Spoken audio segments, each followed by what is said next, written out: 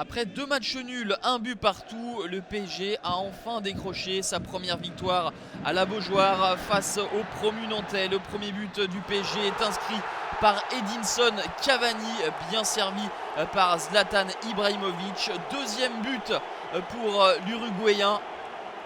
Il avait raté une occasion contre Montpellier, il avait égalisé face à Ajaccio et là il permet au PSG de mener 1-0, mais au retour des vestiaires, le FC Nantes va égaliser. Le but est inscrit contre son camp par le malheureux Alex qui trompe Salvatore Sirigu. Mais à force de pousser, le PSG va marquer. Superbe action collective, conclue difficilement, mais conclue quand même par Ezequiel Advezzi. Le PSG s'impose 2-1 et capitalise 5 points en 3 journées. Dans un match à huis clos au stade Louis II, l'ASM a laissé filer ses premiers points en championnat face à Toulouse. Pourtant, les Monégasques ont beaucoup tenté, beaucoup essayé, à l'image de cette occasion de Yannick Ferreira Carrasco ou cette barre transversale trouvée par Jérémy Toulalan.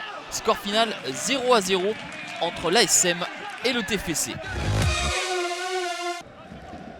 Marseille en revanche carbure, 3e victoire en 3 matchs et toujours l'inévitable André-Pierre Gignac, son 3e but de la saison. Marseille compte 9 points.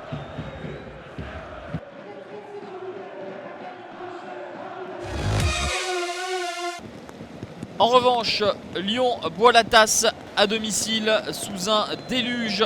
L'OL s'incline à domicile et s'incline pour la première fois de la saison.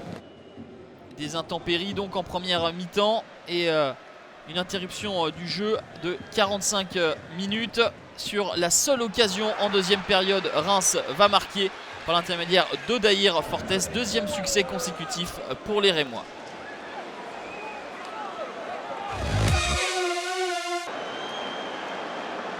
Dans une partie très fermée, très serrée, un penalty aura débloqué la situation et un seul homme surtout, Salomon Kalou, provoque le penalty et le transforme lui-même.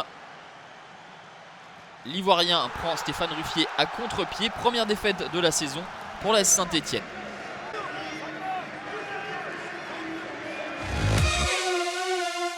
En revanche, Bordeaux s'impose pour la première fois de la saison d'un court succès 1-0 face à Bastia avec le coup franc d'Henri Sévet. Son premier but pour Sévet qui laisse Mickaël Landreau de marbre.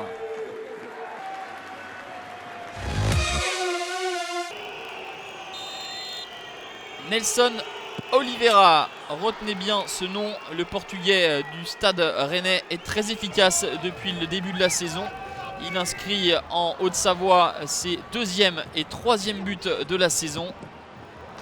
Rennes, après s'être incliné à l'extérieur à Nice, s'impose ici à Lévis-Antonon-Gaillard malgré cette réduction du score de Kevin Berigo avec seulement 1 point. Le TG est dernier. Montpellier et Jean Fernandez trouvent enfin le chemin du succès face à Sochaux. Pourtant, ce sont les doubistes qui ouvrent la marque grâce au 2e but de la saison de Roy Contou. L'égalisation de Montpellier va intervenir 2 minutes après le but de Roy Contou par l'intermédiaire du défenseur central Hilton. Un véritable but d'avant-centre pour l'ancien Marseillais. Et dans les ultimes secondes, c'est Siaka Tiéné qui marquera le but du 2-1 pour Montpellier, synonyme de succès.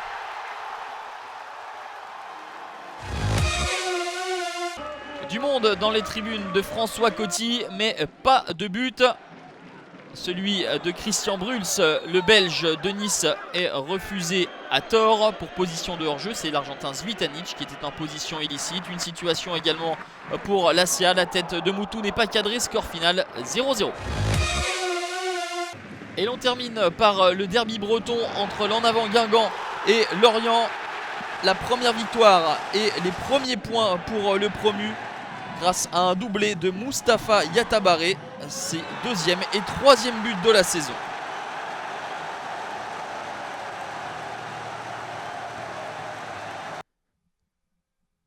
15 buts inscrits seulement lors de cette troisième journée. 3 victoires à l'extérieur. L'Olympique de Marseille à Valenciennes, Reims à Lyon et le PSG face à Nantes. 2-0-0. Ajaccio contre Nice et Monaco contre Toulouse.